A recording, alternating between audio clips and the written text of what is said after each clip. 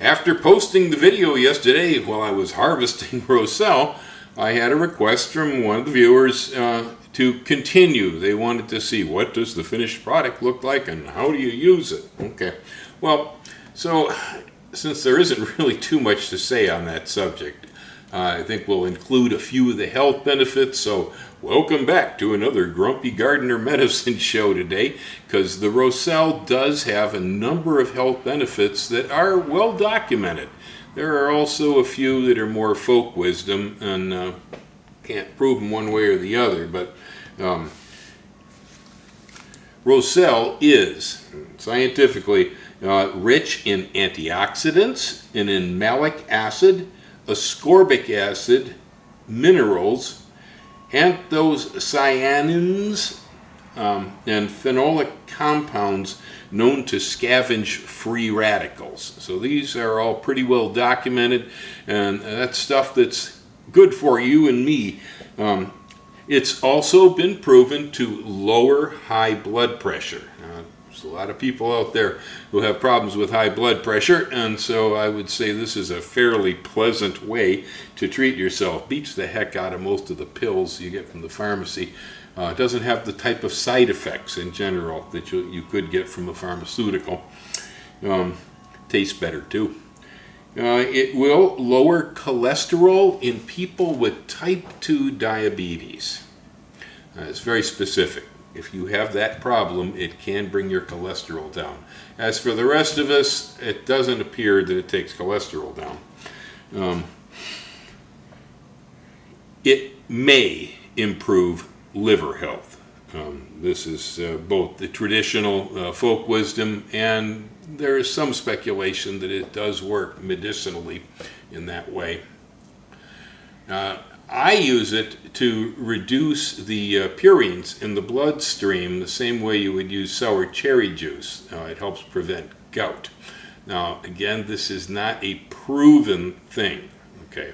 But it seems to be working for me, and obviously there is no harm in consuming the tea from Roselle hibiscus. So, moving on from the health benefits, viewer wanted to see, what does this stuff look like when it's finished? Well, right here is a plastic bag full of yesterday's work. This was one bush. I managed to get about half a gallon of dried calyx from that bush. There is what the stuff looks like. Looks pretty much the same way it does when it's fresh, except it's dried out. To use it, I will generally put a couple of handfuls or so, like that, into a saucepan, and then add water. All right, there we are. Put it on to boil. Give it a few minutes here, and we'll see what happens. Well, I've got things going at a high rolling boil over here. I say high rolling boil. We've been going for just short of 2 minutes since it reached boiling. Color is getting quite dark. You can usually judge how well this is doing or whether it's done or not, really just by the color. Color and flavor seem to go pretty much together with this. If it looks too weak, too pink, well, it's not going to be sour enough. You need more calyx in the mix. Like you saw, I used 2 small handfuls here in a saucepan. That looks about right. I have my Roselle boiled here. I went for 4 minutes boiling the water with the Roselle, then I turned it off and I let it steep for 2 more.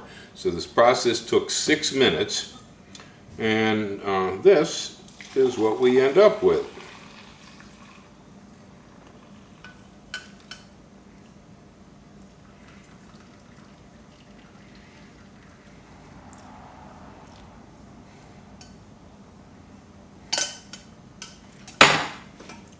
We go.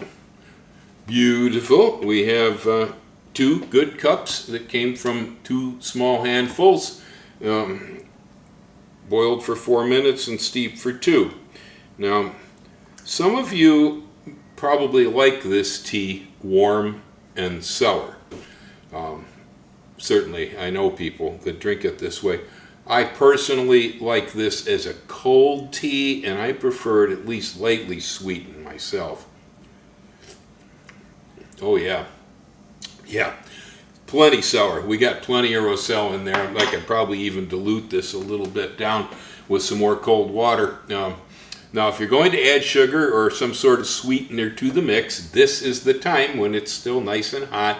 That way it'll dissolve the sugars or whatever you're using. Otherwise, you can just take this and either drink it as it is or put it away and chill it. I've had some really nice Roselle teas that were made with mixtures of black tea and other herbs too, so it blends well. Ellen uses the tea mixed with pineapple juice and frozen as popsicles. That's really quite good. They're cute pink, makes it a little bit more exciting, the tart taste, and there are the health benefits if you eat it that way.